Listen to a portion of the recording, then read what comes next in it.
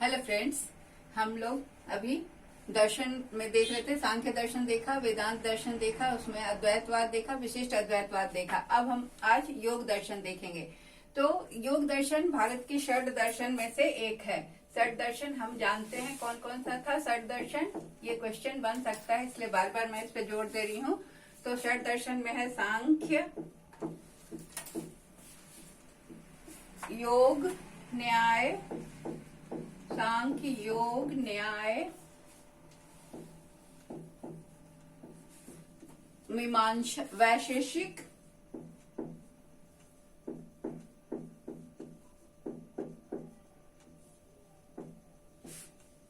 मीमांसा और वेदांत दर्शन। ठीक है, तो ये षड दर्शन में हमने सांख्य देख लिया, वेदांत देख लिया और आपके कोर्स में है योग। अब यही तीन दर्शन आपके कोर्स में है, तो आज हम लोग योग दर्शन देखेंगे। ठीक है, तो योग क्या है? योग सब इस षड दर्शन में से एक है और ये मनुष्य को मनुष्य बनाने का कार्य करता है। मनुष्य को मनुष्य बनाने का क्या मतलब हुआ? मनुष्य को मनुष्य बनाने का कार्य करता है। इसका क्या मतलब हुआ? इसका मतलब ये हुआ कि ये मानवता के गुण उसमें पैदा करता है या उसकी कोशिश करता है। मनुष्य में मानवोचित गुण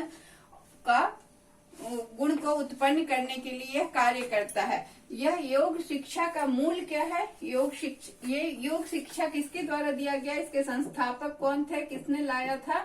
तो पतंजलि के द्वारा लाया गया था। ये पतंजलि पुष्यमित्र राजा का नाम आपने सुना होगा। पुष्यमित्र राजा के ये राजगुरु और कुल पुरोहित थे। राजगुरु और कुल पुरोहित थे जिन्होंने योग दर्शन दिया। यह इसका समय काल है 200 ईस्वी पूर्व। ठीक है, तो कितना क्वेश्चन हमारा बन गया कि योग दर्शन किसके द्वारा दिया गया था, किसने संस्थापना की थी, इसके संस्थापक कौन थे? तो पतंजलि कौन थे? तो पुष्यमित्र राजा के राजगुरु और कुल पुरोहित थे। इसका समय काल था 200 ईस्वी पूर्व। यह षड दर्शन में से एक है। इसका उद्देश्य है मनुष्य को मनुष्य बनाना, मतलब मनुष्य में मानवोचित गुणों को उत्पन्न करना। तो मनुष्य के पंचकोश हैं, जो पंचकोश मनुष्य के जो हैं वो उसी को जागृत करना, उसी को उन्नत बनाकर मनुष्य को मनुष्य बनाया जाता है। तो ये पंचकोश क्या क्या है? मन, पहला है शरीर, फिर मन, शरीर, प्राण, मन, बुद्धि। शरीर, प्राण, मन, बुद्धि और आत्मा। ये पांच कोष हैं मनुष्य के। पंच कोष मतलब क्या होता है? खजाना। मतलब मनुष्य के अंदर ये खजाना है जिसको इस मतलब पंचकोश के स्तर तक मनुष्य को मनुष्य बनाना है। इसका मुख्य उद्देश्य क्या है कि मनुष्य को वह मार्ग दिखा देना जिस पर चलकर वह क्या प्राप्त कर सके। मनुष्य को वह मार्ग दिखाना, मोक्ष का मार्ग। मनुष्य को मोक्ष का मार्ग दिखलाना या मोक्ष की ओर अग्रसर करना है। इसका उद्देश्य है मोक्ष प्राप्ति। ठीक है, तो जिसका ये क्या था कि इसका प्रारंभ कैसे हुआ? ये जिससे मोक्ष प्राप्ति हो। तो मोक्ष प्राप्ति के लिए उन्होंने क्या दिया? योग सूत्र। ठीक है, तो योग सूत्र क्या है? वो सांख्य की तरह ही योग सूत्र सांख्य की तरह द्वैतवादी है। सांख्य की तरह द्वैतवादी है। द्वैतवादी मतलब दो चीजों को मानता था। किसको किसको? प्रकृति। सांख्यवाद किसको मानता था? प्रकृति और पुरुष को, है ना। और ये किसको मानता है? ये मानता है शेश्वर संख्या। मतलब योग दर्शन मानता है शेश्वर संख्या।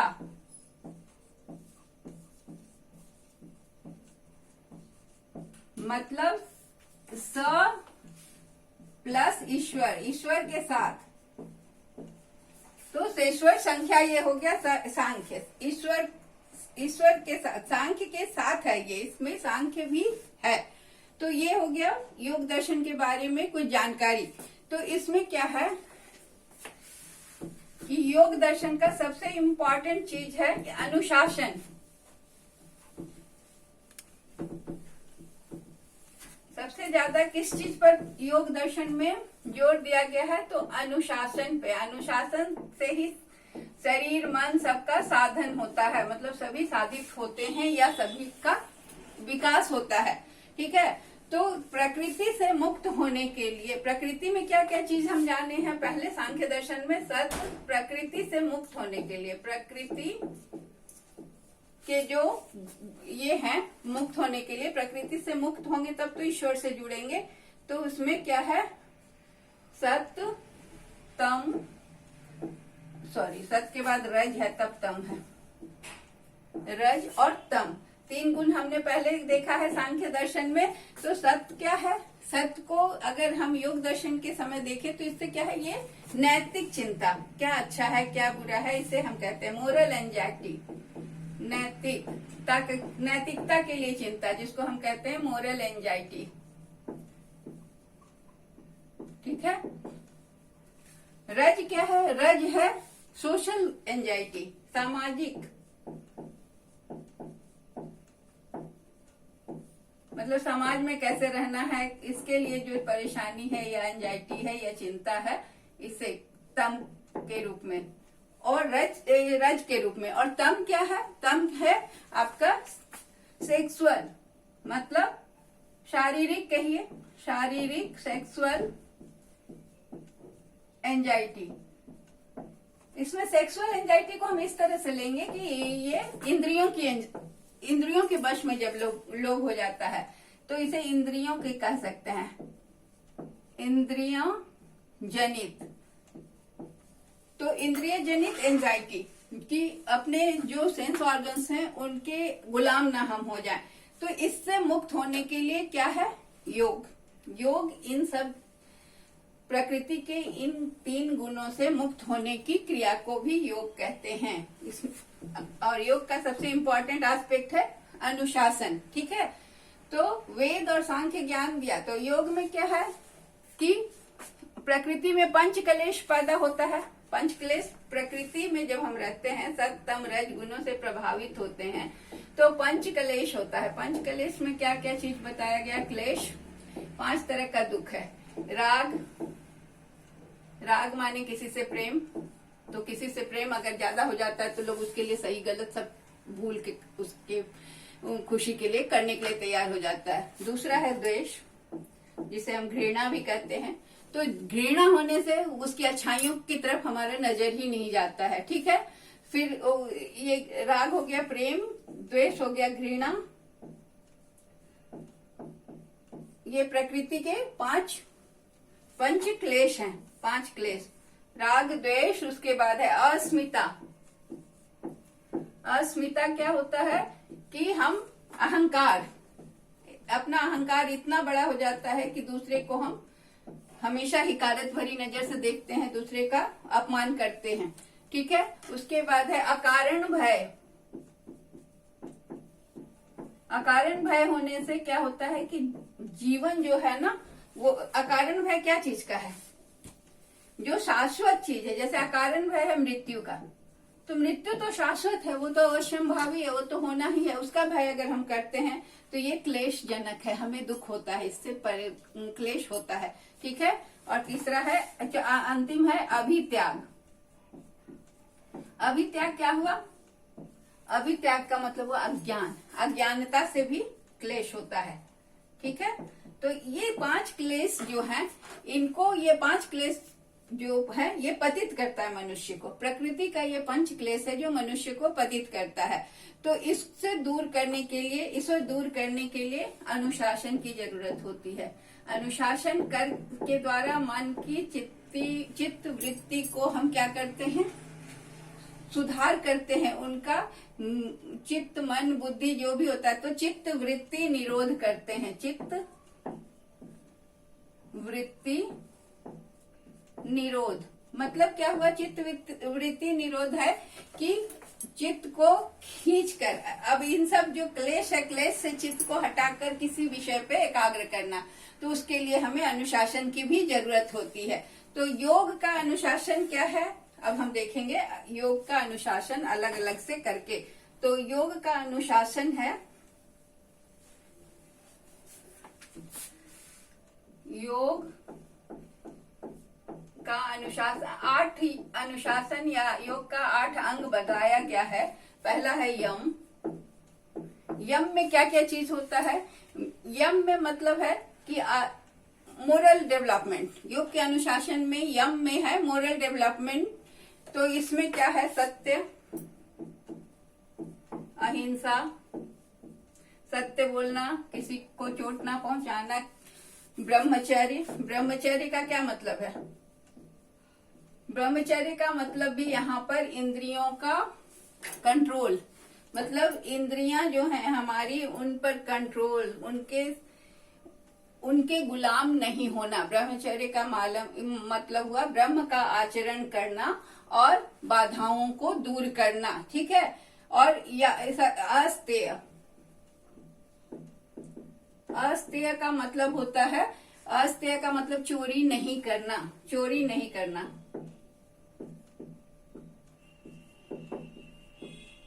और यहाँ क्या है? ब्रह्म का आचरण करना, मतलब ब्रह्म का आचरण करना मतलब इंद्रियों का कंट्रोल करना, इंद्रियों पर नियंत्रण करना, ठीक है।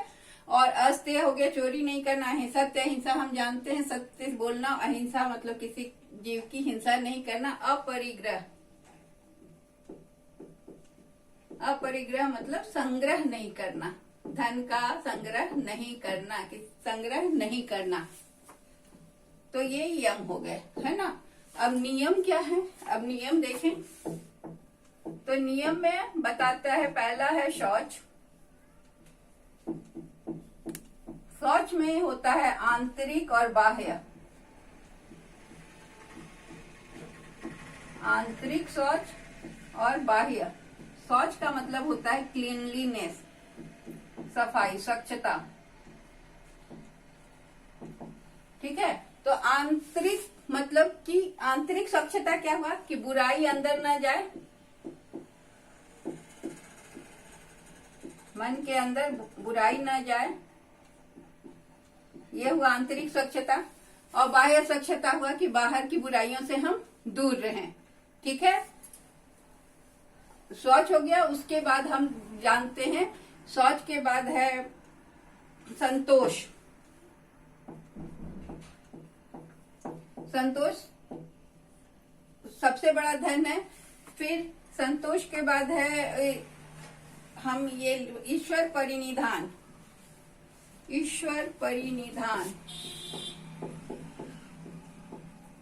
जिसका मतलब क्या होता है कि ईश्वर को समर्पित करके काम करना। जो भी काम ईश्वर को समर्पित करिएगा तो उसमें गलतियां नहीं होंगी, त्रुटि नहीं होगी। ईश्वर को समर्पित कोई भी काम आप करें और इसको ईश्वर पर समर्पित कर दें तो उसमें त्रुटियां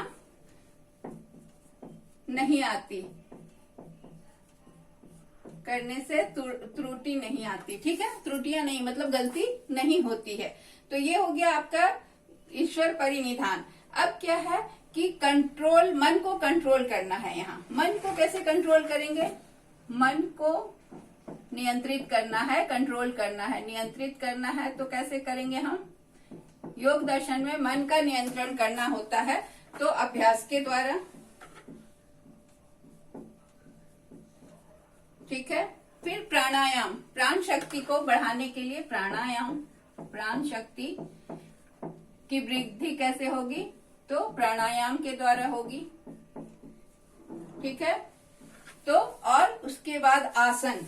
आसन हम 8 अंग एक साथ बता देंगे। आसन क्या है? स्थिर रहने के लिए आसन, एक आसन पे बैठ जाना, एक मुद्रा पे बैठ जाना, तो इसे हम कहते हैं स्थिर बने रहना। आसन का मतलब हुआ स्थिर बने रहना, स्थिरता को मेंटेन करना, मन के शरीर की स्थिरता को मेंटेन करना। फिर क्या है? प्रत्याहार। योग में ये सारे नियम को पालन करने होते हैं। प्रत्याहार का मतलब है कि विषय दोष से विमुख होना। विषय दोष का क्या मतलब हुआ? विषय दोष से विमुख होना। यहाँ विषय का मतलब हो जाता है कि विषय वासना, कोई भी वस्तु के प्रति आसक्ति होना, चाहे वो खाने की ही चीज हो, खाने की चीजें सामने बहुत अच्छी अच्छी रखी हो, रसगुल्ला, मलाई, रबड़ी, और पसंद हो, और आप उसको उस इच्छा पर विजय प्राप्त कर लेते हैं, उसके प्रति लालच नहीं करते हैं, तो इसे हम प्रत्याहार कहते हैं। तो ये विषय दोष आपका इससे मुक्त हो गए। तो इसका क्या है कि ये योग के का अनुशासन है, योग का 8 अनुशासन है, जिसको कि अब हम नाम से देखते हैं। 8 अनुशासन यहाँ पर लिख देते हैं अलग से। उसको तो हमने विस्तार से बताया, लेकिन अब एक एक नंबर करके बता देते हैं। यम, दूसरा नियम, तीसरा आसन, चौथा प्राणायाम,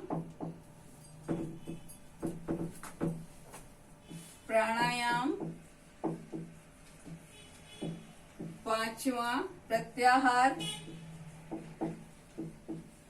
छठा धारणा, मतलब धारण करना। प्रत्याहार तक हमने बताया, धारणा का मतलब धारण करना, एकाग्र होना, एकाग्रता। धारणा मतलब एकाग्रता, किसी चीज पर कंसंट्रेट करना, ध्यान लगाना, इसको धारणा का। ध्यान अलग हो गया, एकाग्रता ही धारणा है। और उसके बाद आता है एकाग्रता। जब हम मेडिटेशन करते हैं तो उसे हम एकाग्रता करते हैं, माइंड को कहीं कंसंट्रेट करते हैं तो उसे एकाग्रता कहते हैं। और एकाग्रता का ध्यान कहते हैं उसको, ध्यान। जहां पर हम कहीं मेडिटेट करते हैं बैठ के तो उसे ध्यान कहते हैं। और उसके बाद 8वां है समाधि। तो योग दर्शन के 8 अनुशासन हुए, क्या क्या? यम, नियम, आसन, प्राणायाम, प्रत्याहार, धारणा, ध्यान और समाधि। समाधि का मतलब हुआ कि समाधि ले लेना, मतलब सभी बंधनों से मुक्त हो जाना। सांसारिक बंधनों से मुक्त होना ही समाधि कहलाता है। सांसारिक बंधनों से कब मुक्त होंगे? मुक्त तब होंगे जबकि हम इस शरीर को छोड़ देंगे, तो इसे हम समाधि कहते हैं। तो ये हुआ हमारा। अब हम चलते हैं कि योग दर्शन और शिक्षा।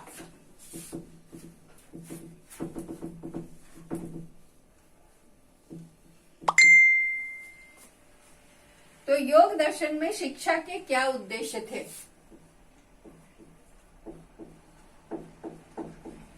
शिक्षा के उद्देश्य, तो योग दर्शन में शिक्षा का पहला उद्देश्य है कि व्यवहारिक शिक्षा पर बल। व्यवहारिक शिक्षा,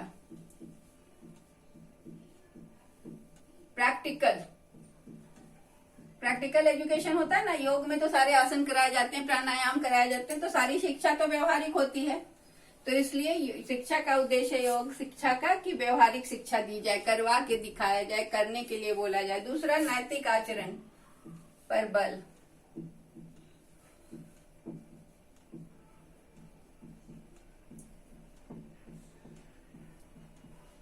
ठीक है। तीसरा है शिक्षा का गुणात्मक विकास।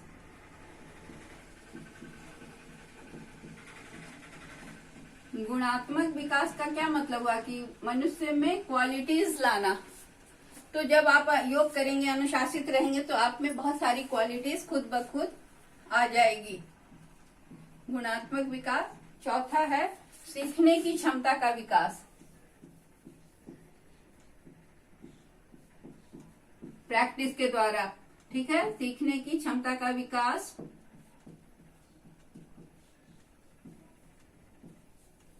पांचवा है स्मृति की क्षमता का विकास, याद करने की क्षमता का विकास। क्योंकि हम योग करते हैं ना, तो हमारे सारे फैकल्टीज का डेवलपमेंट होता है उससे। उसके बाद तर्क की शक्ति का विकास, तर्क क्षमता का विकास। पूरा नहीं लिख रहे हैं, इसको ऐसे कर दे रहे हैं, समझ में आ जाएगा। एकाग्रता का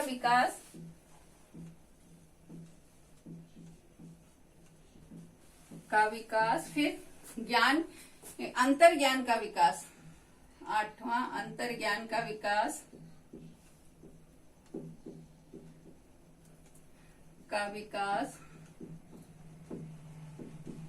फिर 9वां है त्वरित निर्णय क्षमता का विकास।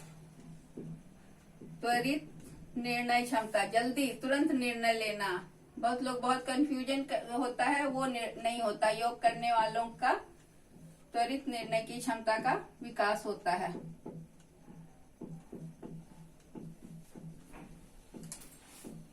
फिर है IQ, EQ और SQ का विकास।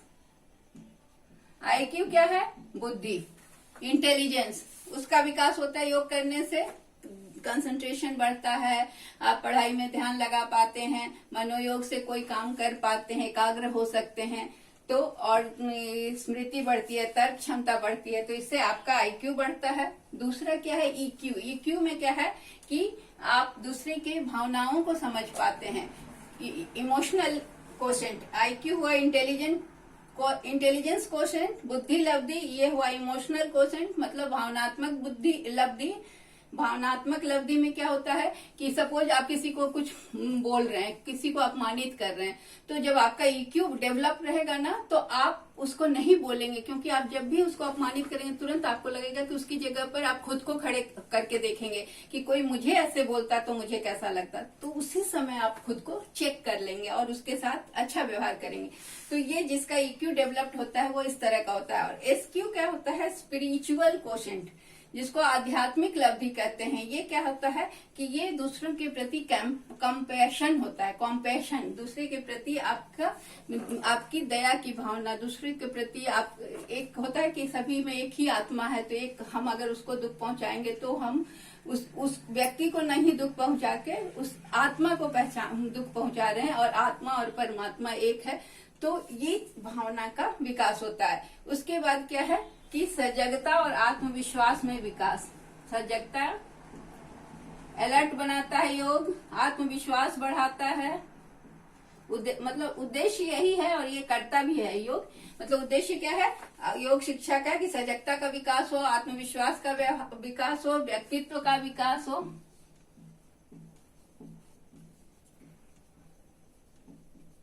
का विकास करना योग शिक्षा का उद्देश्य है। और स्व प्रबंधन का ज्ञान, स्व प्रबंधन, इसको हम यहाँ मिटा रहे हैं। 13 नंबर है स्व प्रबंधन का ज्ञान, मतलब सेल्फ मैनेजमेंट, अपना समय, अपनी रूटीन, सब चीज को मैनेज करना, स्व प्रबंधन, सेल्फ मैनेजमेंट। सुव्यवस्थित जीवन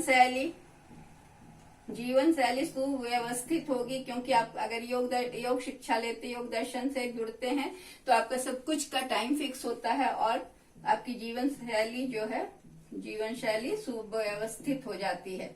तो और संतुलित आहार विहार, अगला पॉइंट है संतुलित आहार विहार, क्योंकि योग करने वाले